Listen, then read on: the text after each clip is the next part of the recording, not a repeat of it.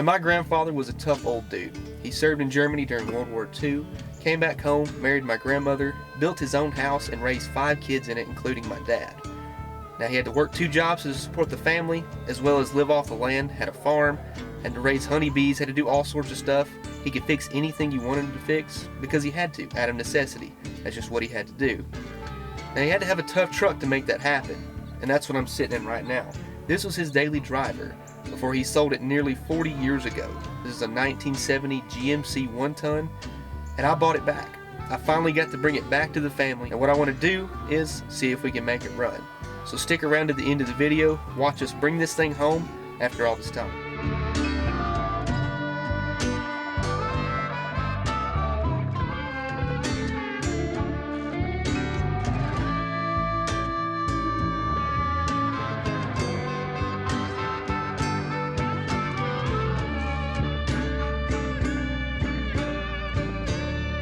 So today we're working on a 1970 GMC 1-ton, 354 speed, and this truck, it's been sitting for quite a while. But the cool thing about it, it's got some sentimental attachment to the family. And it's been sitting here, but you know, the story goes way back further than that. Well, when I was a kid, Dad had this old truck, probably in the 70s. We used it for a little everything, hauling, and he daily drove it.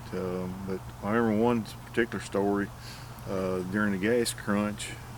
Y'all probably don't know nothing about that, but you couldn't buy gas with like 10 gallon at a time. So he had the bright idea to put a 55-gallon drum in the bed of the truck and me in the back with it to guard it, in case somebody wanted to steal it, I guess.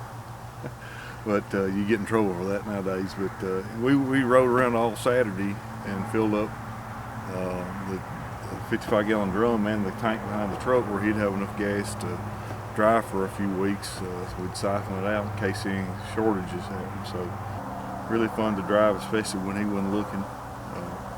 Well, you said something about the long bed. It's got like you can see right here, it's got this little extra piece of length added to it.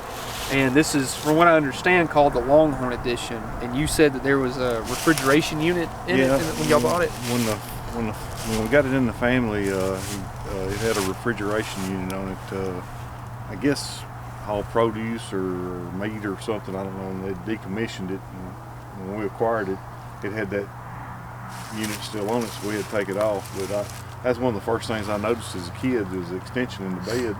And when we unloaded the bed, got the bed empty, got the unit off, we realized the truck is a fleet side, but it's got a wood bed in it. And I guess they did that because they didn't make a stamped steel bed for that length.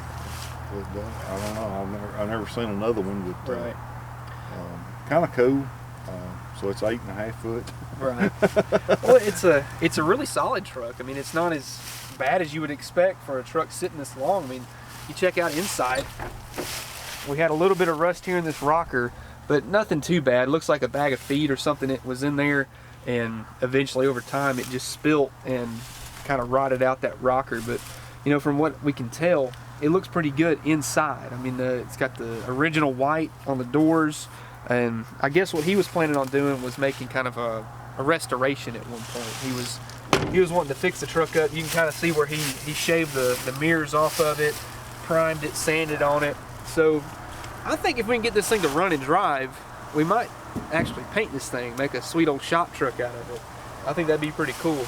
But I think what we want to do today is get this thing loaded, get it on the truck, get it on the trailer, and take it home and see if we can actually get this old truck to run again. But it's pretty neat to have a family heirloom back in the mix again, you know, just to see it once again. I'd always heard stories about it as a kid, but to actually see a story that you hear personified, I guess, or visualized in reality is totally different. And it's awesome to kind of be able to put a truck to a story, I guess you could say.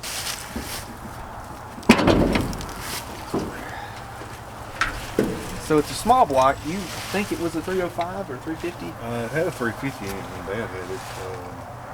Obviously, it's had a 4-bar added to it, an electronic ignition or something, and the distributor.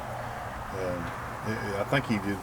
I think it has had an engine put in where it looks. But It had a real good 350 in it back in the day. But of course, that was 82 or 83. So. But you can remember that it for sure had points on it because Oh you yeah, saw it. yeah. I remember watching my dad put a set of points in it, and Justin, he get it running pretty good. Yeah, neat thing about this old truck, when I'd get it out by myself, you could be easing down the road in fourth gear and just mash the clutch in and rev the motor a little bit and snap the clutch out, and it's a low gear that would yap the tires. I thought it was cool doing that. So you remember it having, you think it had a 2-barrel on it originally? It had a 2-barrel on it, I'm pretty sure. Well, if that's the case, I don't know when the Quadrajet came out, but probably later than 70, you think? I really don't know, to be honest. This is kind of our first GM product on the channel, so you're going to learn a lot that I don't know what I'm doing at this point. But got a Quadrajet here. The good thing is it's not locked up, so that's a pretty telltale sign that, you know, a good chance of this thing is not locked up as well. I try it, but it's got a clutch fan here, and it's been converted. Back here you can see it has the old HEI distributor on there, so it's got some good parts on it, good stuff. But we're going to load it up, take it home before we try to make it run, just because that's where all my tools are. I wish it had a Quadrajet on when I was driving it. It'd be easier. You can hear it moan. Yeah. Suck a hole through the hood. Might have to remove the tree really for it. That'll deroot itself. That's a pretty significant tree, ain't it? Yeah. That tells you how long it's been sitting here. There's a tree up in the middle of it. No extra charge. Yeah. I didn't bring anything to cut it with. I think she should have been sitting here for 20 plus years. 20 plus years. I believe it. I do believe it. And she said everything in the bed goes with it, of course. So we have to do something with that. The funny thing is, it don't really look a lot worse than it did when I remember growing up. It just kind of looked the same. Yeah, it didn't look good then either. Luckily, he had the foresight to actually jack the truck up and put it up on center blocks to keep it kind of from rusting away, basically, because whenever you get moisture coming up from the ground, it's really hard on an old truck like this. But thankfully, it's up on blocks. The rockers still look pretty good, so that's a good sign. So now that we have the ability to, we can, look at there, not locked up or anything, so that's handy. Oh, wonderful. Yeah, that'll make it easy. So we got lucky and I actually was able to find a set of 15s that are the same bolt pattern. I guess he was saving these for to put on the truck, because right now it's got 16.5s on it, and finding a set of tires for those, not that fun. So what I did, I got some Mastercraft Avenger GTs. These are 295 50s, so they're pretty wide. They look pretty good. I think the section width is like, I don't know, 11 inches. It's a lot of tire. It's gonna look really good under the wheel wells of this truck.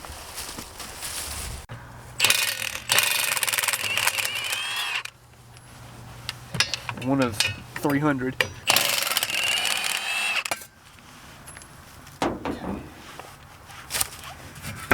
That's not stuck either.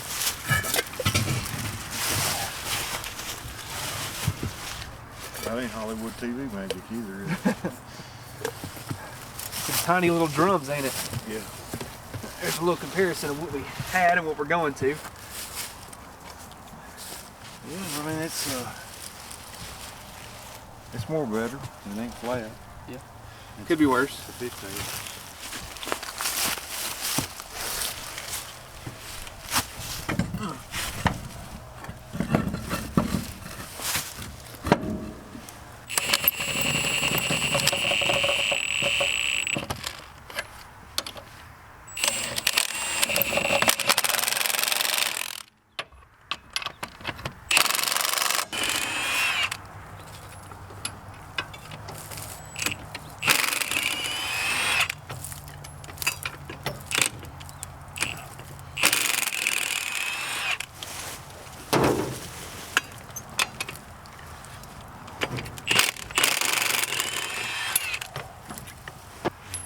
This thing has 4-wheel drums on all 4 corners.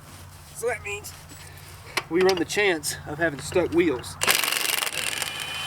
But thankfully, so far the front 2 want to go. If the fronts go, the rears are going to follow. And one more.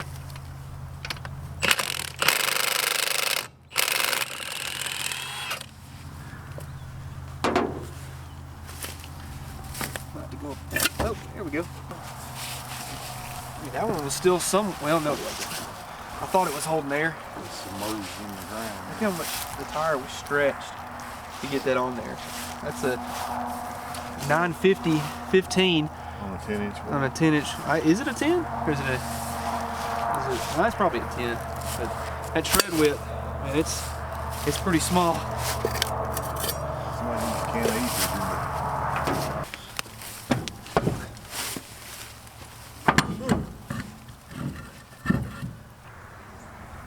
Little side note, it's about, what do you say, 30-something degrees outside right now. It's pretty cold. I don't know why we do this to ourselves, but here we are. we do it for the fans. Yeah.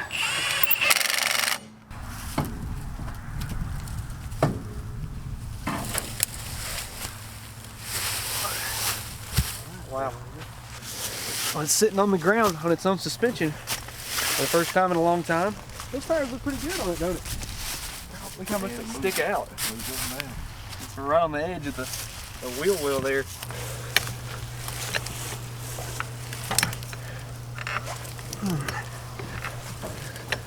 The truck has buried itself so bad the rear end, like the center section, is touching the ground, so you can't get a jack under it. So we're having to do a little bit of Jenga blocks here, stack a few pieces of wood and center blocks to get it to where we can lift the truck high enough. The jack's going to disappear in the ground. Yeah.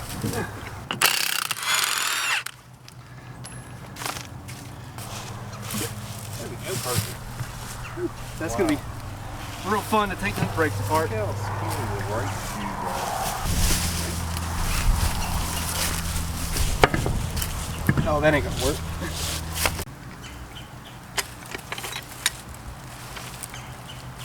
You know that shock when it Poor Jack's been through so much. Buried in mud. That's how all the Harbor Freight jack. Harbor Freight, if you want to sponsor us, you know where to find me. Yeah, I need a new jack.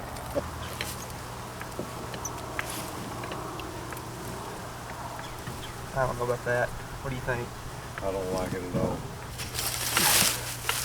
I definitely want to spin the tires in it now. Well, I think we can make that happen. It was white, wasn't it? Wasn't it originally white? Or do you know? What? Yeah, the first one we got it. So I think we need to repaint this truck. It's close enough to it. Come on now. I mean, I don't paint anything I got, but I think this one deserves it. All right. I'm gonna do the honors, let it down.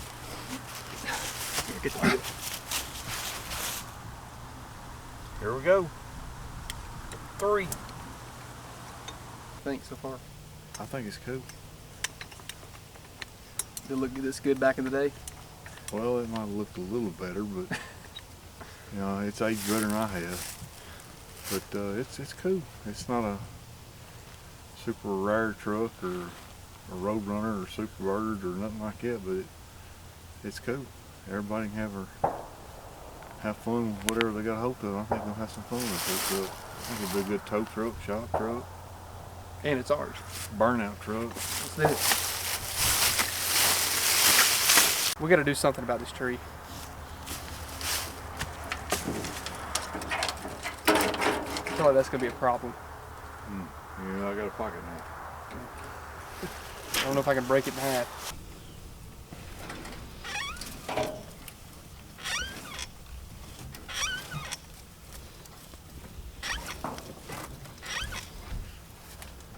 I think this old truck's got a 2-piece drive shaft in it.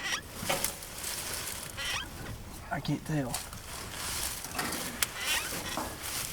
How we doing? That's close. I think that might be good enough.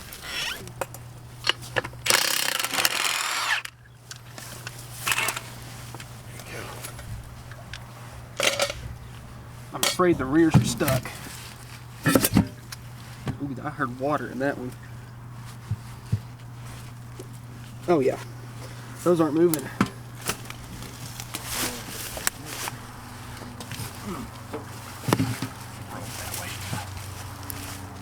Well, I say roll it that way. It doesn't roll. Kind of just fumbles around.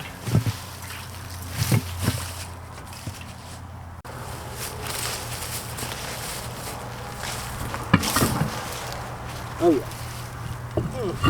Perfect. It's on the ground for the first time with good tires. In what, 20 something years? Well, I don't know how long it's been since he put it up on blocks, but it's been a while. Wow. They really don't look that way. No, just a set of wheels and tires. It makes a difference, doesn't it? Didn't you say you hauled a load of bricks in it? Yeah, my dad, the chimney had failed, and somebody gave him the brick, so we pretty well rounded the bed up with brick. I don't know how much weight that was, but way more than we should have put on it.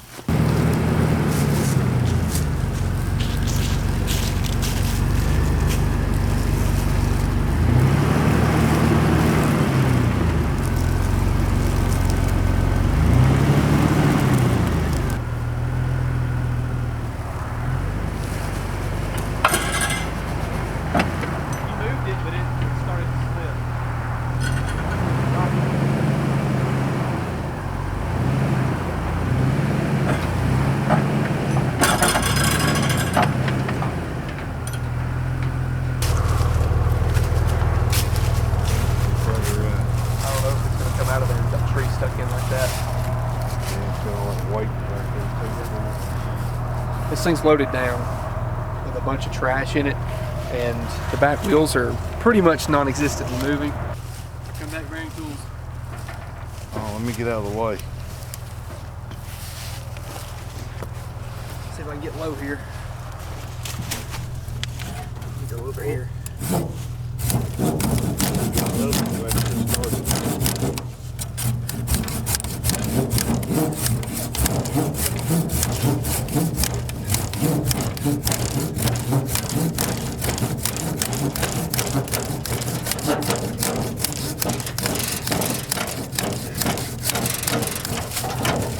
Great. Perfect.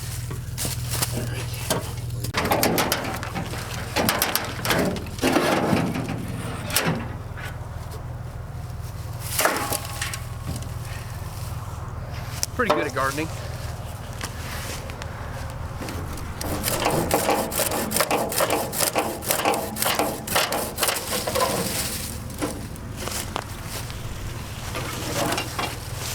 That's two. Now it'll come out, guaranteed.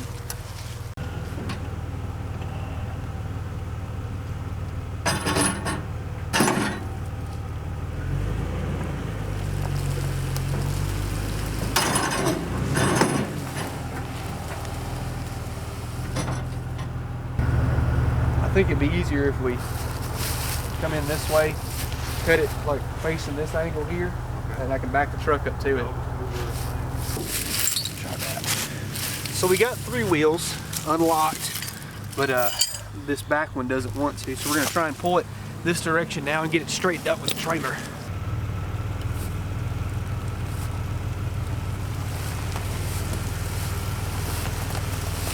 Hey, keep on going.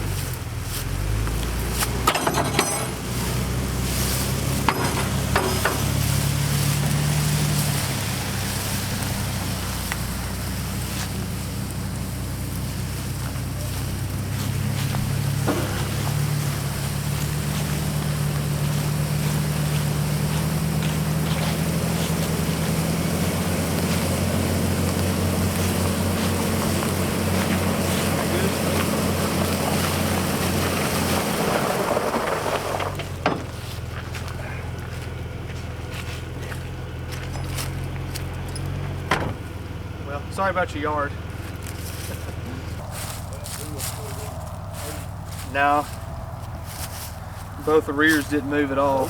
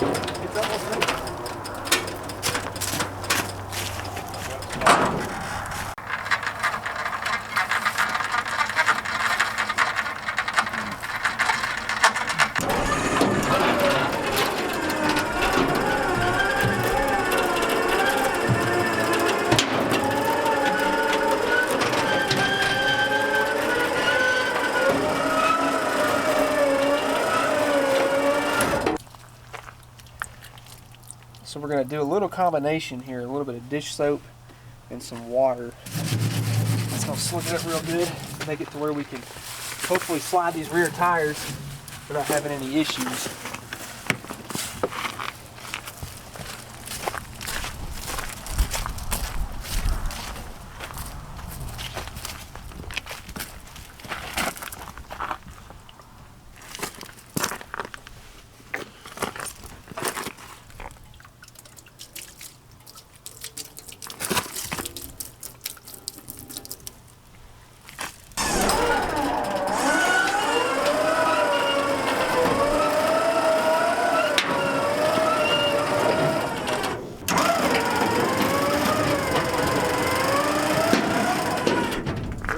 Are we on that side? It's on it.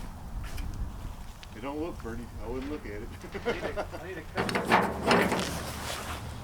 I think I got more pulling.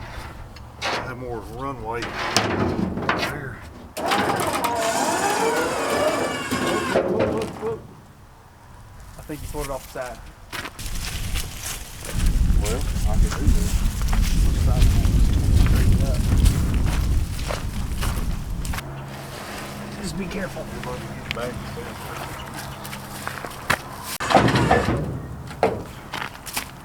Keep going. Well, never mind.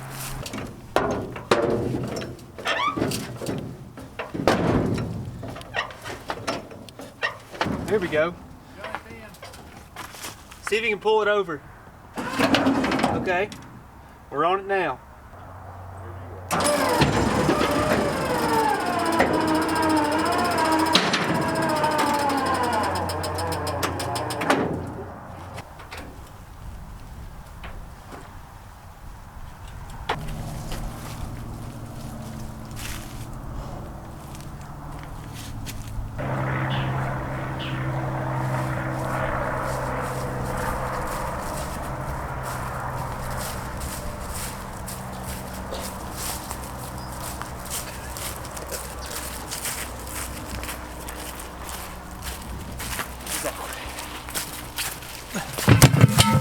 I'm glad he got it. I hope he can do something with it.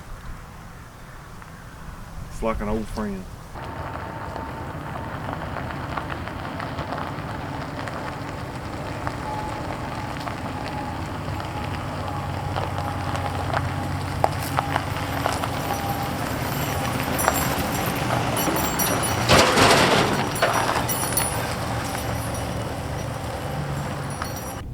Well, the truck's full of a lot of trash and metal parts that we're going to have to deal with, so we're going to take this thing to the local dump real fast, and well, I guess I should say recycling center, and dispose of some of the stuff in the back. I don't know what else to do with it except that, so we're going to head that way right now.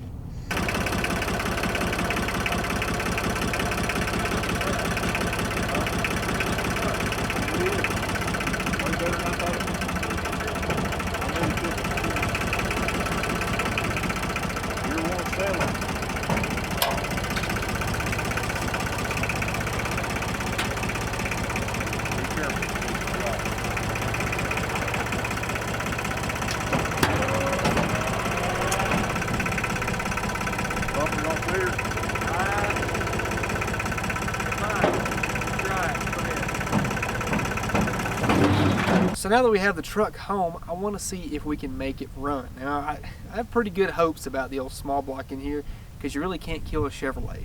But first I want to dig around and see what we got. So inside the truck, I know that, I mean, overall, it's solid. The worst part about it is the rockers right here, which I think these rockers here have been replaced.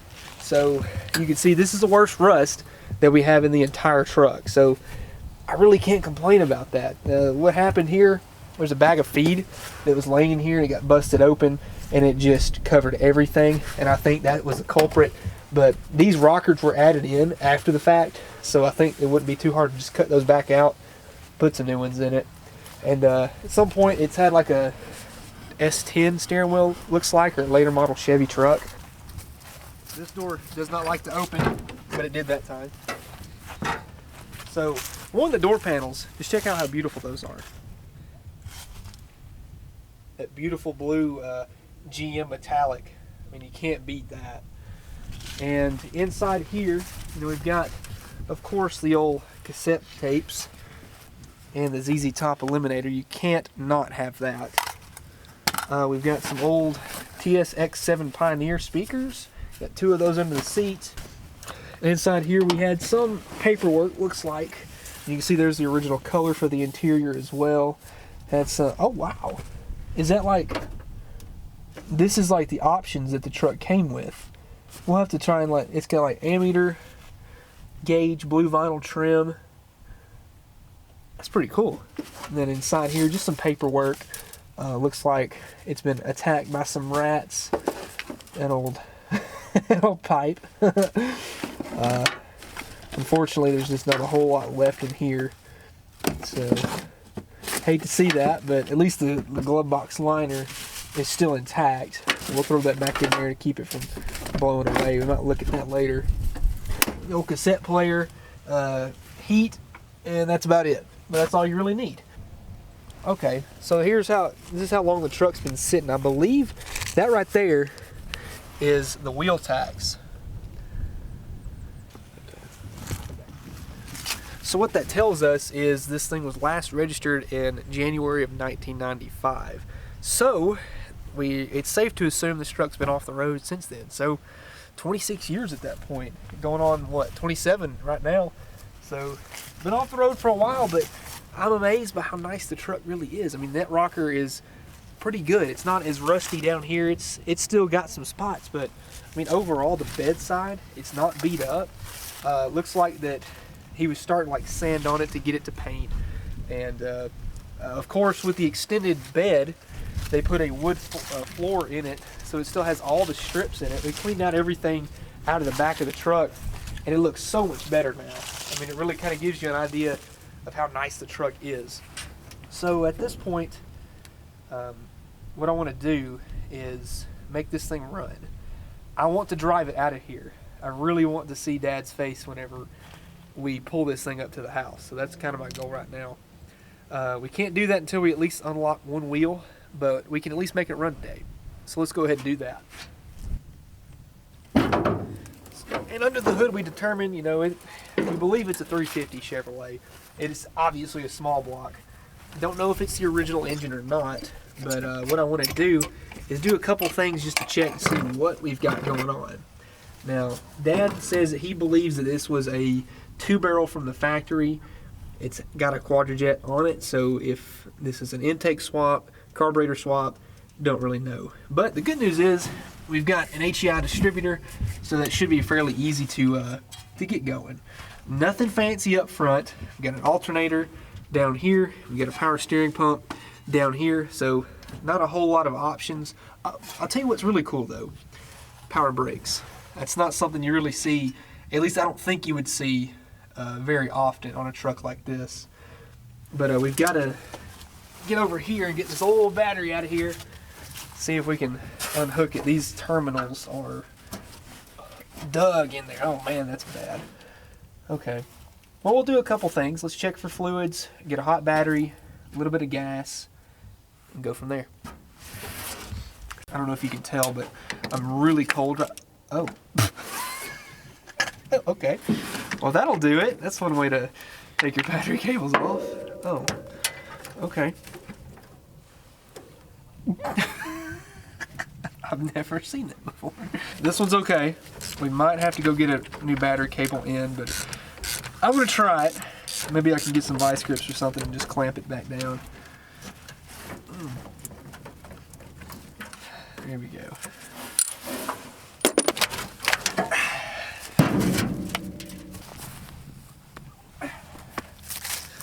I'm getting old, guys. I'm starting to grunt if I bend over and pick something up. Let's try headlights. Want to? Play around.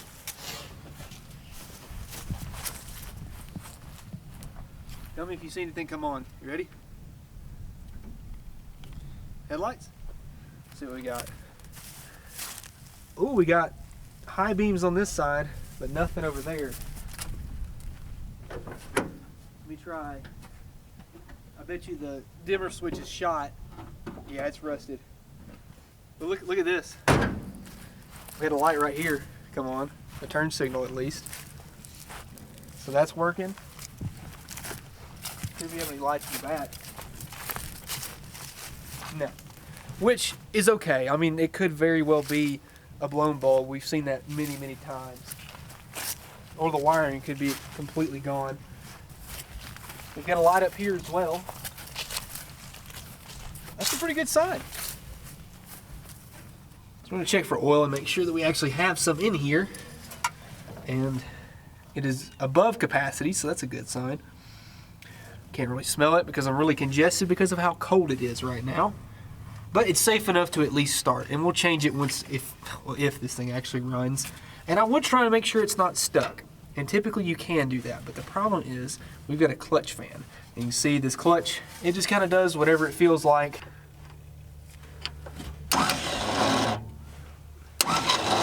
That's not a good sound. Our starter might be bad. Oh.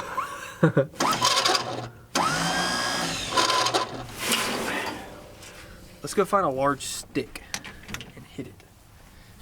I think that our starter is jammed up and the Bendix is not engaging. So I'm going to try and just see if we can tap on it with this piece of metal here and maybe it'll engage. The starter is working.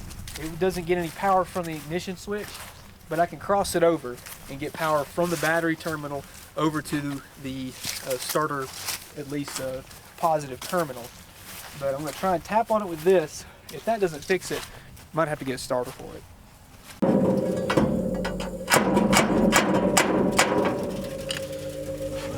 Let me get down here. Oh gosh, it's welding.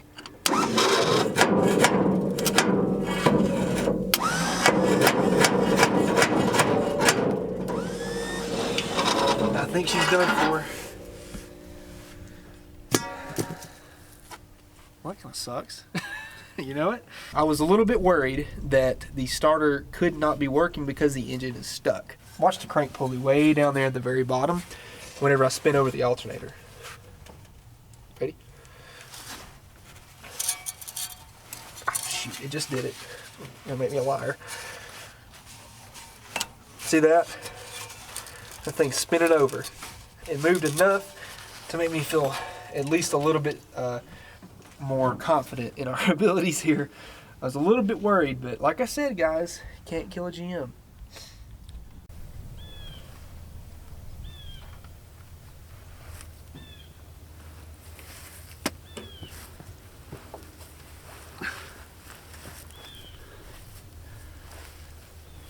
Oh hey, we got back. Got an old starter out, got the new starter in. Well, in my hands at least. Got to put it in the truck. This is a reman. Got to throw it back in place. I'm really hoping that the wiring's not bad. I do think that it's something internal to the starter. So we're gonna try and see if this new starter can work. Wish me luck.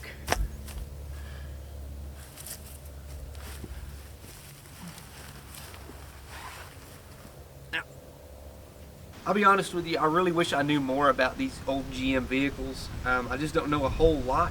I mean, a lot of the things as far as basic principles apply for all different brands, but there's just unique factors about each engine and each vehicle that you really gotta kind of be well versed in it to know the differences. So for instance, I bought that starter and I went to bolt it on and it wouldn't fit. I don't know why. Took it apart. The snout on the starter is like maybe a ½ inch or less longer, and the bolt spacing is slightly different. So it's the kind that bolts the bell housing, and I didn't realize that there were different kinds as far as like the bolt spacing.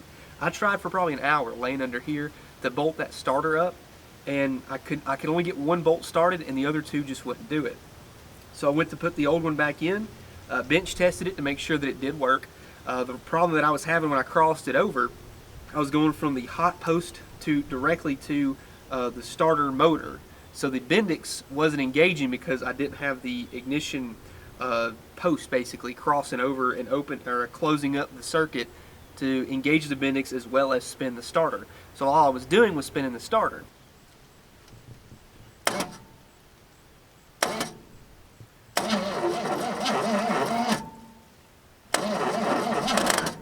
It sounds terrible, but it does work, and our engine is not locked up just like we had hoped. Let's pull that number 1 spark plug, see if we can get any kind of spark going to it.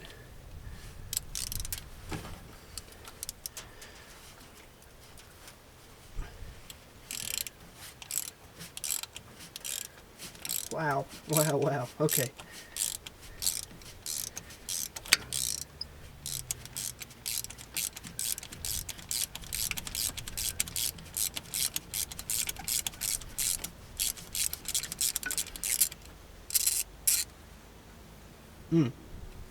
That's a healthy looking spark plug. I don't know about that. We'll try it though.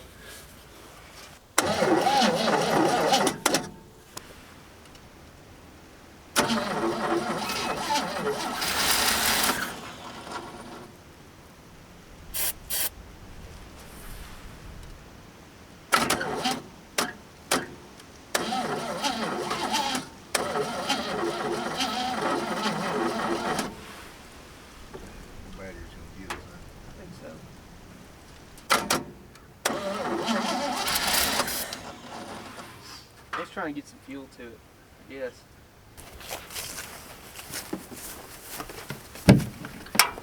I think it ought to run on this gas jug here.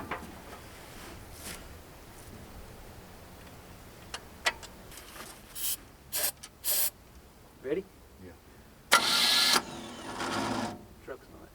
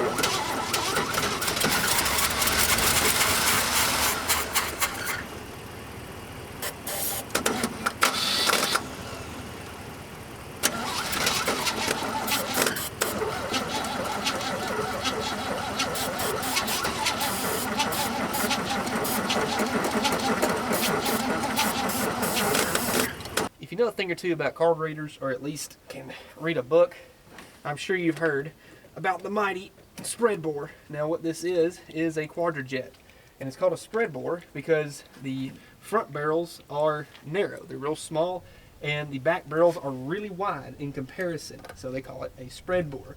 Now a lot of your carburetors like Holley's, Edelbrock's, those are what's called a square bore because the front and rear barrels are the same size. So the fun thing about these spread bore carburetors is the fact that when you open up the secondaries, they moan and they sound really good when you get after one. So if you've ever heard the trick of flipping the air cleaner lid upside down so you can hear it sucking a hole through the hood, that's what they're talking about.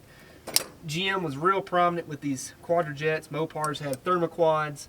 So really fun carburetors all around. As a Mopar guy, I feel like I'm obligated to like the thermoquad better, but the quadrajet holds a special place in my heart just because my very first car that I ever owned, 74 Dart Sport, whenever I got it running, it had a spread bore intake on it, and a good friend of Dad's knew that I was working on it, and he had a quadrajet that he gave me and allowed me to use on that car.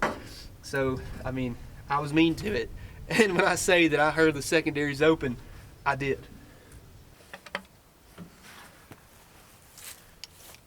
Here's what I'm talking about. See those secondaries, how big they are? It's for all the extra HP. Now the theory was that these small primaries would keep it from using so much gas, but as soon as you got into this thing, wow, did it sound loud. Now the carburetor's replacement is another Quadrajet, except this is a Mopar Quadrajet from the late 80s. This is kind of a oddball unit because, you know, Mopar, they had their thermoquads. So this one's kind of a fun little find. It came off of a late 80s Dodge truck. And, you know, it's got the electric choke provisions, all sorts of little small goodies. So we're gonna pop this thing back on here, and I know that it ran, at least it did maybe 4 years ago. So hopefully it does have a little bit more accelerator pump than the last carburetor did, and then we'll try and run it.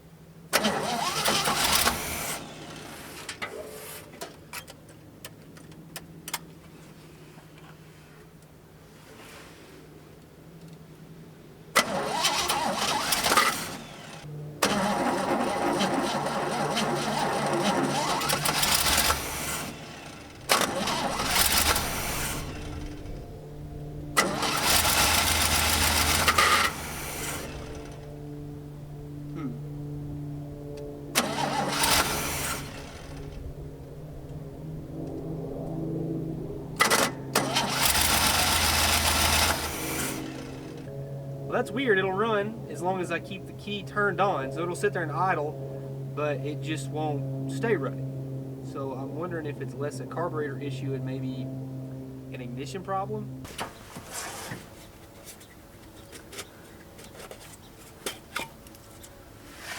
Now I gotta admit it, I'm not an expert when it comes to GM HEI. It hurts to say, but there, I said it. Here's the thing. I do know that it's not that hard to make it run. So the thing is, the coil sits on top of the distributor here, and it's pretty much the same function as a regular external coil setup.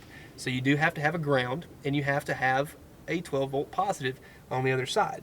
So I familiarized myself with a wiring diagram, figured out how HEI works, really simple, and what I figured out is that whenever I cross the starter over, it's sending 12 volts to the hot side of the coil, which means whenever I was sitting there cranking on it, that's why it would stay running until I let off of the starter. So what I'm going to do here is attempt this.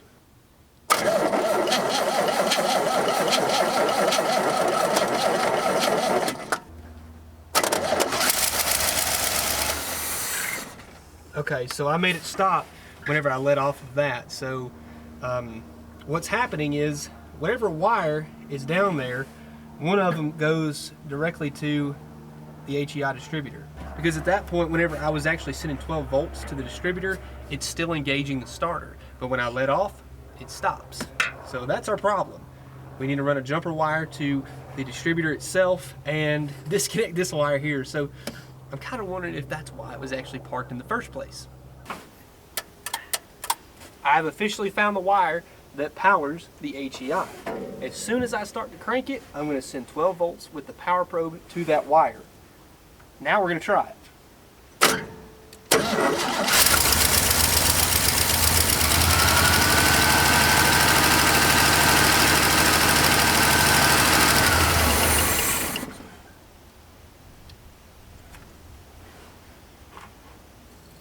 We ran out of gas, but that's okay.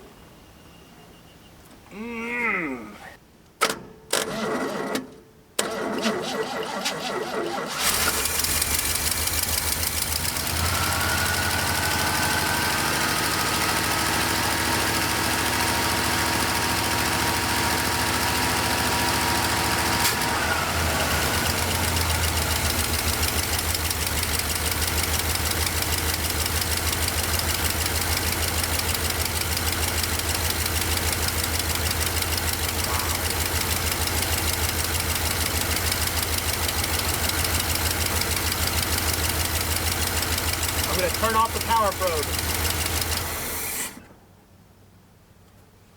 That's all it was.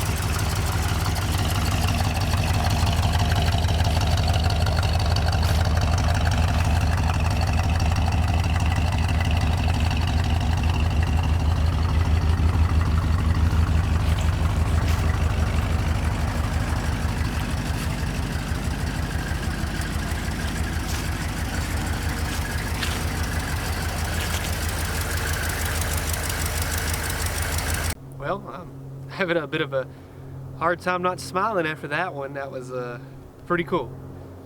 I mean, my grandfather was a pretty tough old dude. I mean, he was something else. So I guess this truck kind of reminds me of the way he was. I mean, tough and didn't give up right up until he couldn't. You know, he did everything he could, and this truck's pretty cool.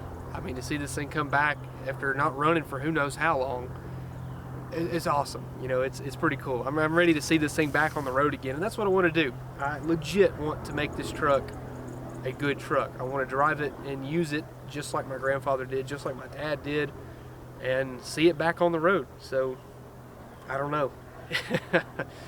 It's weird, you know. These things are just vehicles. They're nothing more than just a bunch of metal, plastic, wood. I mean, there's not a whole lot to it.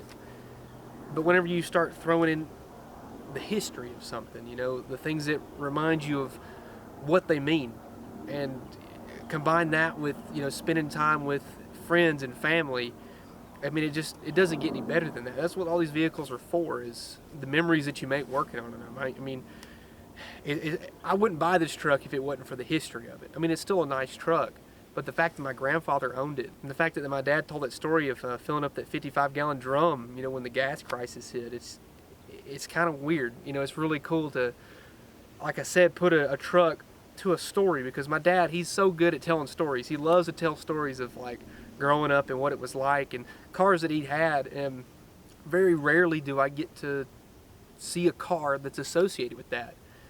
So, you know, you always hear stories of, like, your family members or your aunts, uncles, dad, mom, whatever, just talking about vehicles that they used to have. And not everybody gets to own a vehicle that their parents can remember in their childhood. You know, they always talk about having something back then, but you don't really get to experience that. But here I do. I get to this time, and that's amazing. That's kind of what's really cool about it, is I can say that this is a third generation truck right here. You know, my grandfather had it, my dad, we used to work on it, and now here I am working on it again with my dad. So it's kind of history repeats itself. That's really what's going on. So, and I really hope to keep this truck, hand it down and pass it down to my son or my daughter, whatever the case may be. I'd really like to see this thing stay in the family now. So a lot of emotions right now, a whole lot of emotions. Really excited, really just cannot wait to see the future of this truck. That means there is going to be a future, of course. There has to be a future of this truck. I'm going to make it run and drive. I want to put it back on the road. That engine is way healthier than I'd imagine. It looks pretty rough under the hood, but man, does it run nice. So I really think we need to go through this truck and make it nice once again. Now, that's not going to include just, you know, brakes and doing the whole usual, get it running, park it after doing so much work to it. That means we're going to actually fix it, use it as a truck, just like my grandfather did. Use it for what it was, a tool, an implementation of what it was for, to haul stuff around, to be the family hauler. You know, that's what it's all about. So I don't know where I'm going with this. I'm just kind of like overwhelmed right now. I don't know. I've seen this truck for years, and I'm just excited. So I think that's all I got for today, guys. Thank you so much for watching, and don't forget, subscribe, like this video. If you want to see more of this truck, turn on those notifications, because it's coming back. I can guarantee you that. McCool Auto, get your t-shirts. Shop's going up. It's almost done, guys. I mean, we're this close to being done, and we're going to do a big reveal, and this truck's going in there. I can guarantee you that. Anyway, thank you so much, and I'll see you in the next one.